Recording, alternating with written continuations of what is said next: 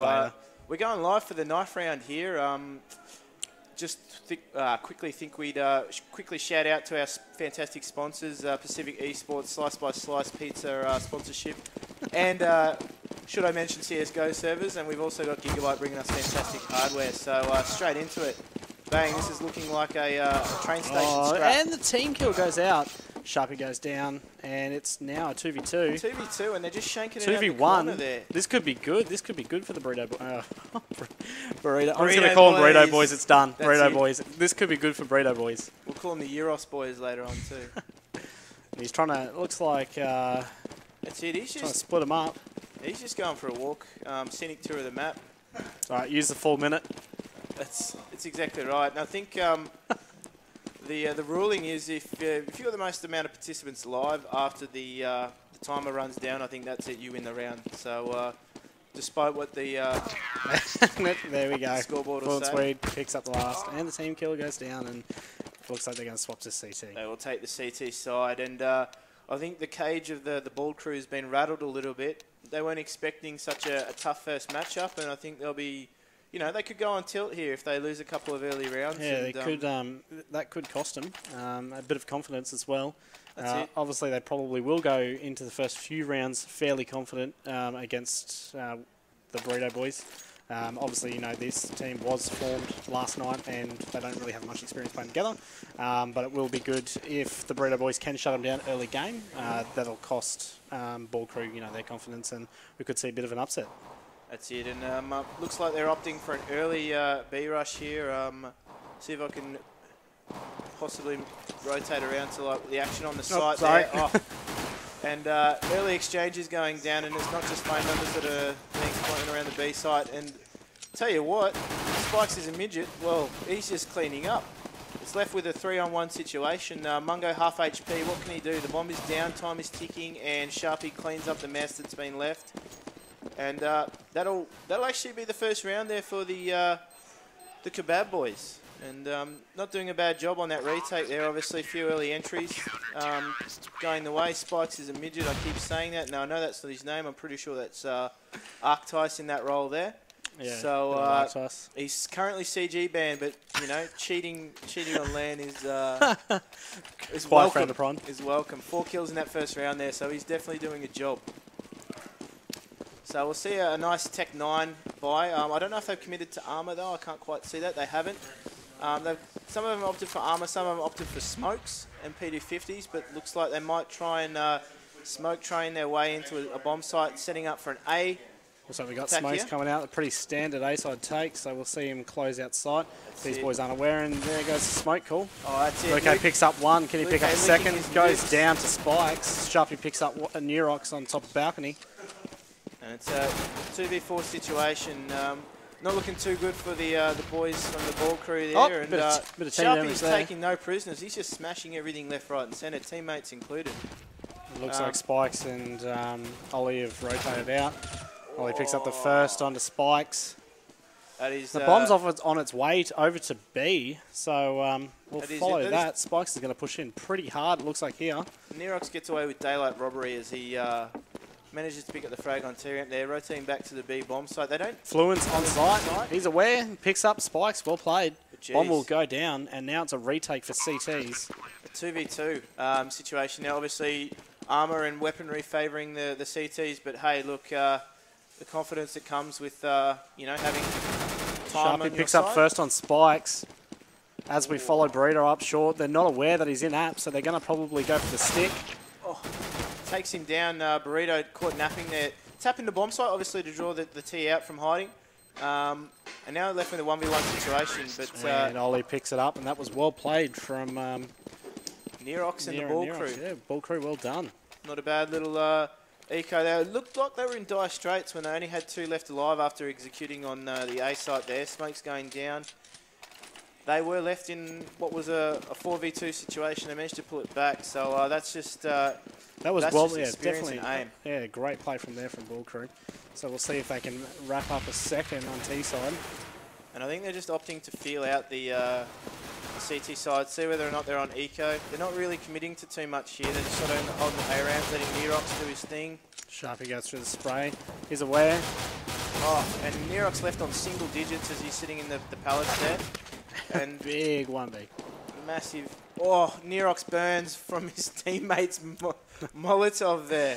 Fluent's going to come up Colin. We'll see if he can call a bit of an upset here, get a bit of damage, maybe cost him one gun. That'll be well played if he can. We might even see a force up from the CT side, but I don't think we will. We'll see another eco. They have opted for the armor buy though. Picks up one. It is a very aggressive strategy from the CTs. He may seem to... he may opt to save here, actually. Picks up a second. Can he pick up a third and maybe even take the round? That's it. He's going for the round here, Nope, but realises time's not on his side. He doesn't have head armor, and he doesn't have a kit, ultimately. So he may be able to bring that down to a 1v1 situation, but he's not going to be able to convert. So we will see the ball crew go into that the fourth round now with a 2-1 scoreline. That was a pretty costly round for ball crew. They did manage to get the bomb down, but it did cost them 4 guns. So let's see if ball crew, let's see if Burrito Boys can maybe clean up the next one, cost a bit more, and as they go into a buy round, break their economy. That's it. They've only got the 1 gun. They've only got PD50s, so it is a very, very light buy coming in from the boys in the Burrito crew. Even though they are called the Kebab Boys, we'll call them whatever we please. So it looks like Fluent's watching apps. Oh, He's got 2 picks, 3 picks on A from Ollie over there. The action is definitely not on the B bomb side as Nerox doing his... it's not even Nerox doing the work, it's Gunlock that's actually doing the work. Nerox is pushing up, hits to where he's now in apps. And that'll be last.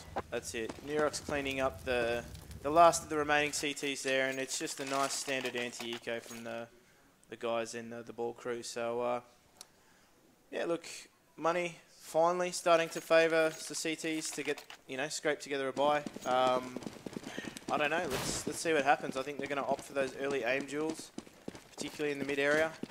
Going for a bit of a mid pick here. Going to do his best to try and take that 1v1 aim duel. He's fallen away. He's going to pick it up. Will they let the T's gain mid control? And they have. They've got 2 early under window. They've got the going for the boost, and they pick up that frag.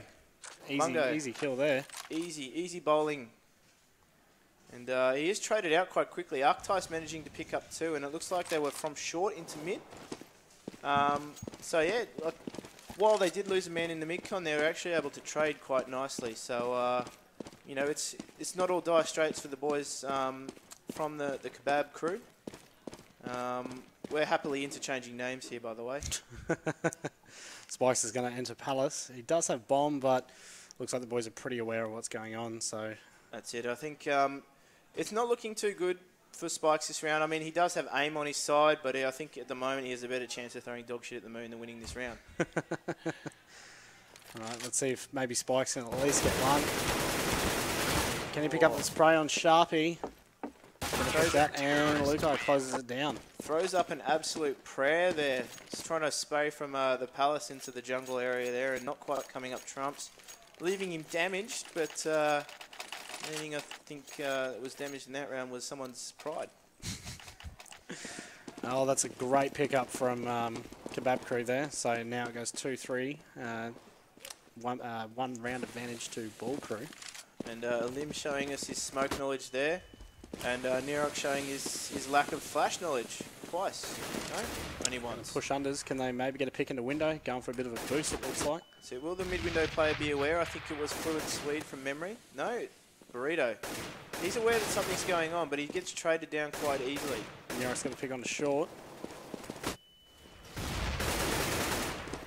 Not aware exactly doing what's work going somewhere on the map. It looks like he's opened up the A bomb site. Picked up a 3rd. Jeez, this kid's going mental. He has the Counter-Strike CS 1.6 logo, though I dare say he's probably never touched the game.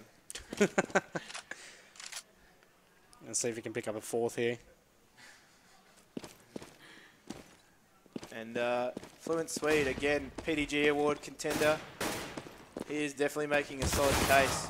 Oh, picks it up. Picks up 1, but he's going to be hunted. It's honestly going to be a Harrison Ford fugitive situation.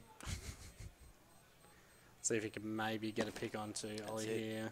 Gunlock's there, but he's playing the little game of hide and go seek. Massive jump. That's it. It's well played from Tees and goes 4 4-2 to Ball Crew. And that's it. Gunlock just showcasing the game mechanics, allowing a jumping AWPer to get away with bloody murder. Again, look, honestly, I think the guys from the... calling them the Burrito Crew, and that's just how they're going to be now, the Kebab boys. But I think they need to take more control of mid. They're getting traded out quite quickly, and, you know, while they do win some aim duels in mid, I think the guys in the A site there have let them down once or twice. It is one of those sites that you can play retake on, so that it probably don't need to be as aggressive as they are, and they have been, because it's not quite working for them, particularly against a team that's sort of sharper than you. You really do want to play retake. Reason being, 5v5 on A site as a retake is a lot easier because everywhere that you think they're going to be, they are. All those hiding spots, there's only so many they can use. Chances are they're going to be in one of them. So that's my philosophy on A site. Last here on the Fluent Swede. Fluent Swede alive again, probably for, what, is that the 6th round in a row he's been alive last? That's it. The stats won't lie. I think he will be picking himself up an award. I'm pretty sure PDG's out. I just saw him walk in from from ACL. Whirlwind from ACL, you know. If there's a man that can certainly travel through time, it is PDG, and I think he's right through from 2006 to 2015. All right, they've left the team bomb at spawn. They're splitting sides here. Let's see if Mungo's already pushed through the smoke, picks up the first on a Luke. Tell you what, can he pick up the second on the firebox? Mungo's doing a handy little job. Picks up the second on the firebox through the box. Whoa. Can he pick up a third with the pistol? Goes big with the block. Picks up a fourth. Jeez. I think massive round from Mungo there. That was well played. I didn't believe in magic until then, honestly. I didn't believe in magic until I just saw what Mungo pulled there. Mungo brought his USB in today, for sure. That's it. I think there will be gifs made of that particular round, and I think the kids on Reddit will go mad, particularly in the Gold Nova class. Looks like we're going for a big B push here and mid. And Ollie picks up the first kill onto Burrito in the window. That's it. And they're going for a B split, going for a bit of a push. Sharpie picks up one on Ellen. That's it. Luckily for Gunlock, his AWP is better than his attitude.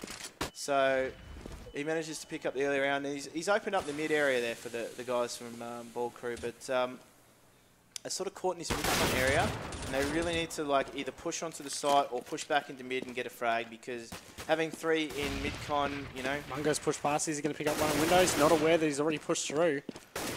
Now it comes down to a 1v2. Mungo is the man to do it. Unlucky, falls away on short to Fluent Swede. Not this round for Mungo, unfortunately. So he can't continue that Eco Cobra momentum that he built from the other round. So look, we'll just quickly tab into the score. We'll see that Mungo is already on 13. He's on leap frags, actually. That's fantastic. He's already made his case. You know, he's just smashing through the groups quite comfortably. I think these the boys from the Kebab boys need to pull themselves together, and they need to, you know, tighten up the A side a little bit more. I mean, they are getting the trades in mid now. It's just that site hold in the A is sort of where they're lacking. Really important too that they keep control of the CT ramp, CT spawn, which they aren't doing, because they're simply just being pushed out too easily. Once you lose that man on site, it does become difficult to hold the site with another player inside. And I look towards Maverick with a beer, like a shining light. Answer. That's it, like a moth to the flame, I'm attracted to the beer. And looks like another save round here for the Kebab boys, and Burrito picks up one. He doesn't quite know, obviously, that they're all, you know, struggling in terms of HP. Picks up some swift frags, though. And it's 7-3 to Ball Crew. Importantly, he gets to save that AWP, so he is going to opt to drop it to someone. They are going to force a buy out of this. Obviously, they realise that they do need the rounds, you know, and particularly going into the T side to come. You know, if you don't build up a solid lead on CT Mirage, it can be a very, very difficult task for you, as we saw last map where they failed to capitalise on some rounds in the T side there. Rox picks up the first on the Spikes. That's it. Spikes, aka Arctice, is caught peeking or over-peaking there, and Nerox capitalises. See if Spikes can work something here in the window, maybe get a bit of boost going, but Elam picks up onto Burrito. And again... So we're going for an A-side execute. That was well played. That's it. And I'll just quickly tab in here. We've got Fluent Suite again, just holding that mid-window. They do still have control of the A-site. It's just Sharpie's not too aware of what's actually happening. Elam goes big with a big flick. And it looks like, you know, they will convert the round here. And again, Fluent Swede, we see him facing another 1vX situation. And PG award, I'm going to award it early to Fluent. I don't even think we need to go see the stats for this one. Yeah, I think that's pretty much it. And can he pick up one? Oh, it picks up one onto Mungo. I mean, it is tough too, playing as a B-side player. They're not hitting your side a lot. There isn't too much you can do if you've already lost the 3 guys at 8. Exactly. And he is hunted down, trapped, and skinned by Gunlock there. So 8-3 the scoreline. Money situation is very, very, very shaky on the CT side. They will more than likely eco. If they don't, they're madmen. But it is CSGO. Looks like, yeah, we're going for a bit of a light buy. A few pistols. You know, on the pistol rounds there, they probably do need to push up, get in their face a little bit, because that's where the pistols are most effective.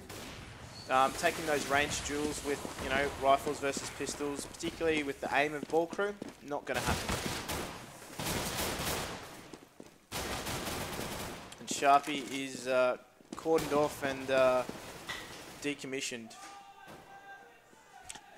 And they're going wild out there. They're going absolutely wild for those frags out there. Nerox picks up the last. I remember my first LAN headshot. I'm pretty sure. Pretty sure Fluent has been alive last every single round this game. I'm going to actually have to go back and double check. That's it. The stats don't lie, and I think thanks to the scoreboard there, you might even be able to see it if you hold the mouse over each individual round, how many players are left. It's a fantastic feature here, and we don't even have a mouse. That's lovely. Great start. Keyboard. Great start. We are, however, now privy to the ranks that these guys hold in casual. I think we've got a few maybe wannabe global elites. Yeah, look, matchmaking rank is the be-all and end-all. We all know that. You know, you can't be Div 1 unless you're global. That's Spikes it. picks up the first. Onto Spikes. That's it. Mungo it's a mirror match. Mungo picks up a third. Mungo's going huge again, as usual. And he's taking more damage from his teammates at the moment than he is the opposing side. Fluent Suite again, left to do the clean-up work. And 10-3 to Ball Krew with Fluent Speed. Closing it out. Last alive. Does pick up 2. That's it. We might just take a quick look at the scores there. Mungo obviously capitalising. He's loving it. He's loving these matchups. 16-4-8. Big plays from Mungo. That's it. And Spikes, not too far away. But Gunlock also the closest there. And Nerox just trotting along on 7-7. There's probably not too much happening in his section of the map. So again, just a slow pick onto that A site. They're really capitalising on the lack of crossfires being set up in the A site. Really not, you know, taking too much palace control. The boys from CT, I feel like they need to maybe, you know, take a little bit more map control than they currently got.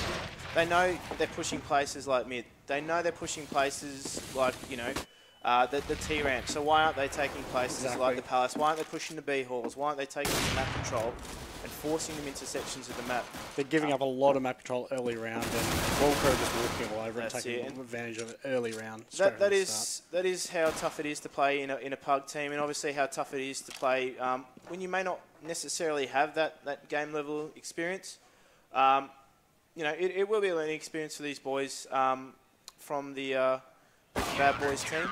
So they do manage to pick up that round though. I'm not too sure how that went down there. Lim left in a 1v3 situation where, you know, he really didn't have too many options left, and they just, you know, finally worked well together as a team and picked him off. Finally pick up a 4th round, 10-4 going into the last round and a half. And let's see if we can get Kebab Krew to maybe pick up a 5th. That's it. Sharpie picks up the opening frag onto Mungo. Mungo doing what he's been allowed to get away with for so many rounds and just get up that T-ramp. Picks up one as he just spoke. How was that a headshot? Game mechanics again at their best. Goes down. I got bets. I can probably even put money against Fluent Swede being last alive. Oof. Sharpie goes for a kick bet. at mid-con. Isn't aware they're going to push up. That's it. He's sort of trying to watch two places at once. He's leaving himself exposed to probably too many angles there. Again, it's just, them not probably communicating as well as they should in that A-site setup. Obviously, one really aggressive, one really passive. Doesn't always work. But Sharpie manages to produce the goods. He's quickly traded down by Spikes, though. They do have to go recollect the bomb in mid there, so it can be a bit dangerous. And Gunlock manages to commit highway robbery, pick up that bomb and another frag. Massive pick from Ollie there, and Spikes closes it round, and that's 11-4 to Ball Crew. That's it. So we'll be going into second half with Burrito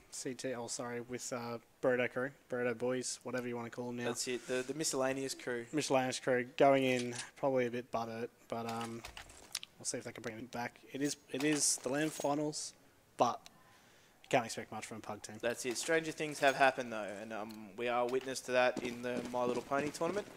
But hey, let's not speak about that.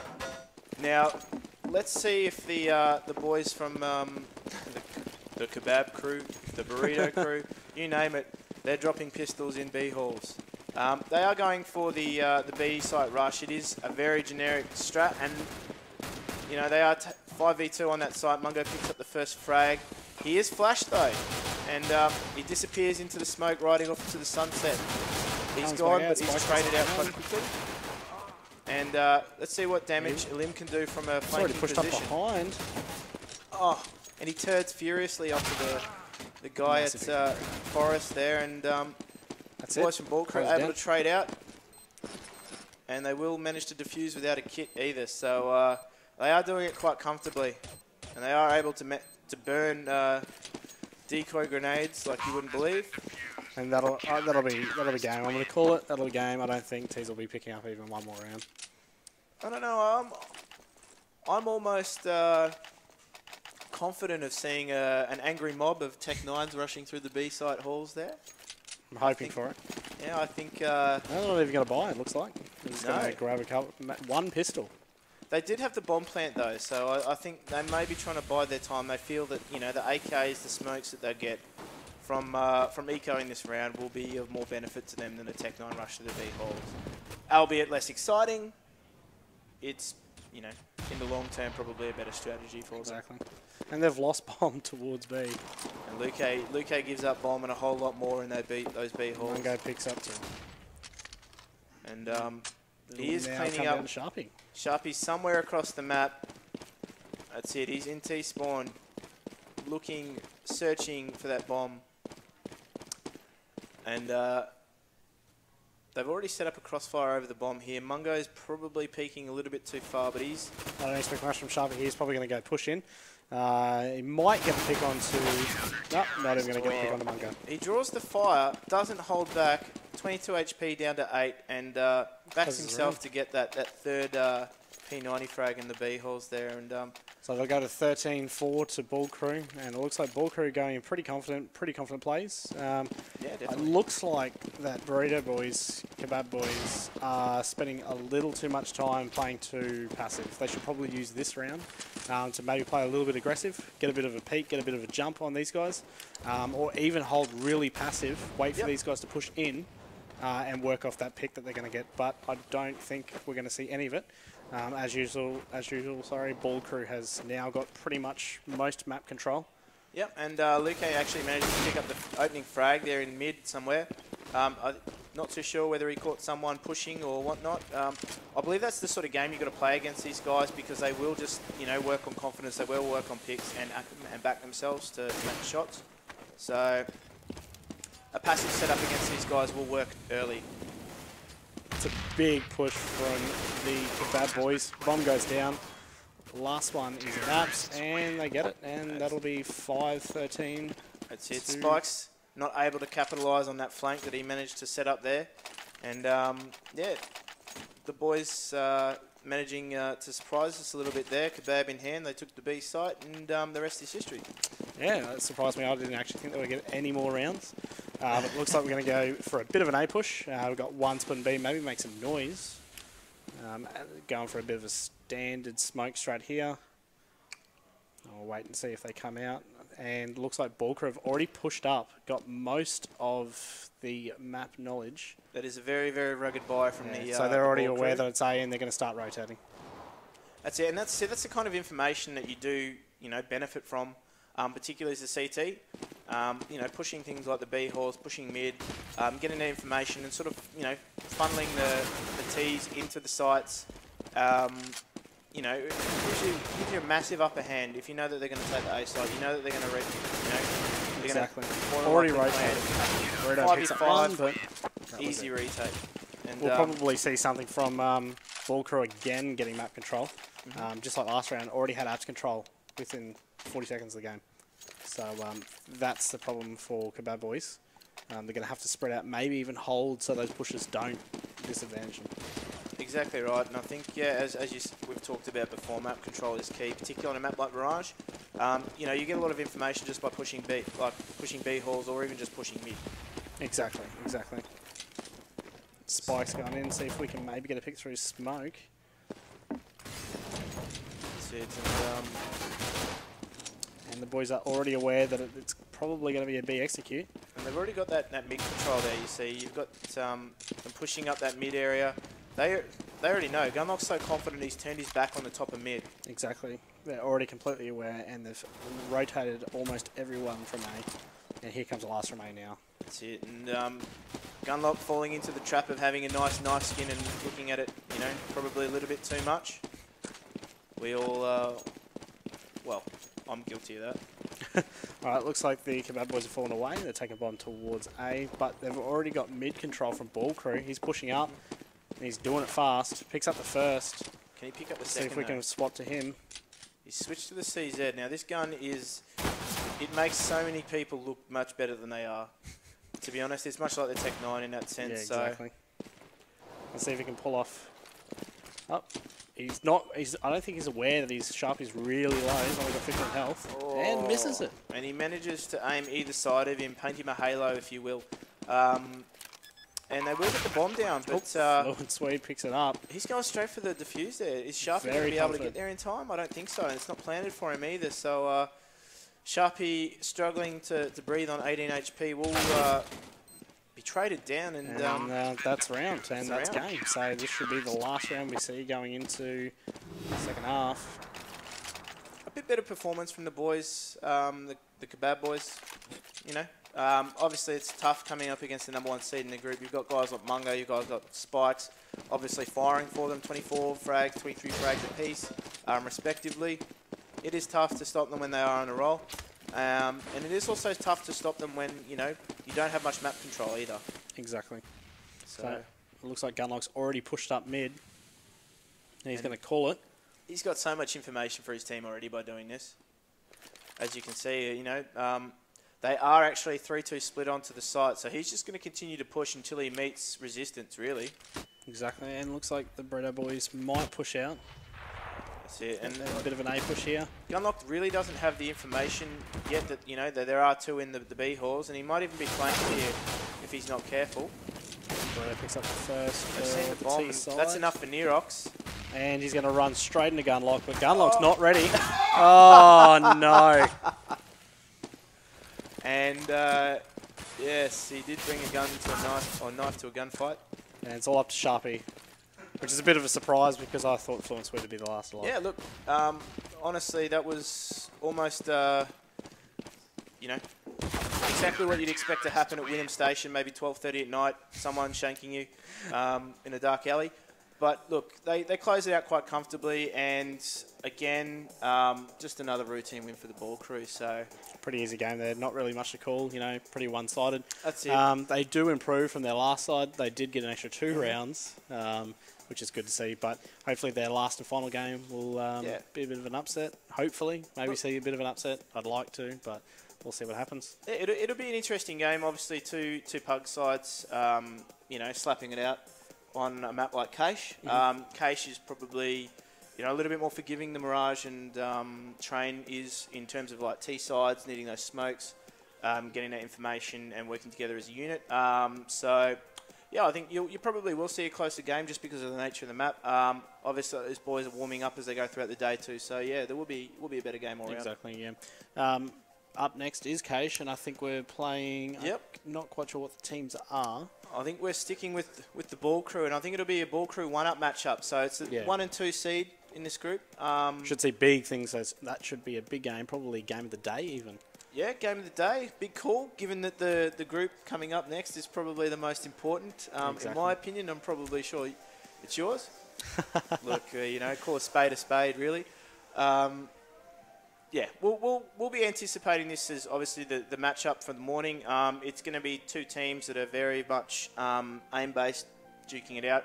They work well as a unit. Both teams will actually be able to get together, all right, call smokes, who's smoking where, who's taking here. They will work well as units, so it'll be a much better game. It'll be probably a lot easier for us to commentate and call because we will be able to analyse what's going down because it will be a little bit more obvious what the game plan is. Yeah, it won't be a lot of random plays. Maybe we should even see hopefully some strats, maybe a bit of smokes. I dare say. I love Keish for smokes. Keish for smokes. Great map for smokes. Yeah, definitely. So, yeah, it'll be a great game. I'm looking forward to it. Obviously, next match will be, I'm told, in about 10 minutes' time. So in the meantime, we'd like to thank our fantastic sponsors. Pacific Esports, as I said, Slice by Slice, pizza sponsorship, and obviously CSGO servers on the side. You've got the guys from Gigabyte again providing us some fantastic hardware. So all of this put together by those fantastic support, and we couldn't do it without them. Obviously, we couldn't do it without the players either. So a shout out to those guys that are, turning up for all four legs and giving their best. So yeah, we'll be back in about 10 minutes' time with the game of the group. Signing off.